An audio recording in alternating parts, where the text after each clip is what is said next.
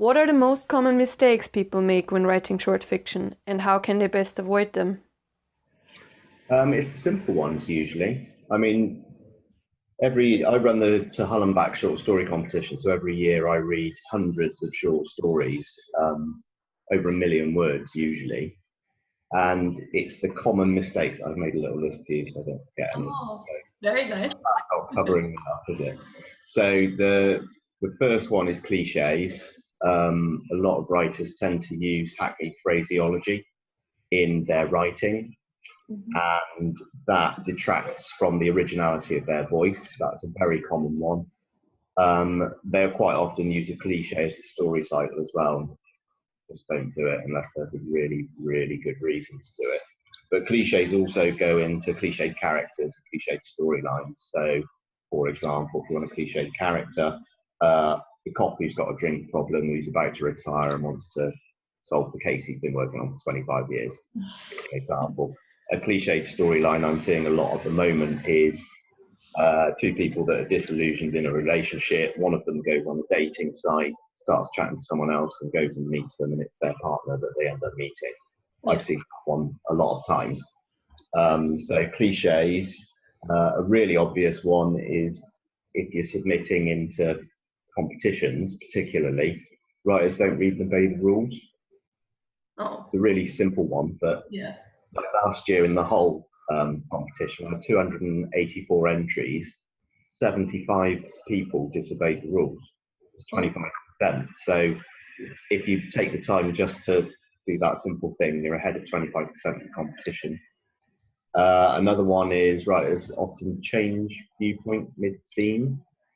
So if you're writing from one character's point of view, say you've got Brad and Angelina, Brad can see what Angelina's doing if you're writing from his viewpoint, but he can't know what she's feeling and what she's thinking. And you quite often, particularly with rookie writers, they tend to swap point of view where they shouldn't. To do a clear scene break, because in novels, they're written from multiple viewpoints sometimes. A clear scene break will help chapter. And actually, I find if you write in the first person, that avoids that problem. So that's a good little tip. If you're struggling with it, write in the first person, it's impossible then to change viewpoint. Dialogue needs to sound natural. One of the things I always do in my stories is read them out loud, because I think that allows you to see whether it flows or whether it sounds like something someone would really say in conversation. You don't want to test the reader's suspension of disbelief, and unrealistic dialogue can do that. Do you cover that in your courses, suspension of disbelief? You do cover it, okay.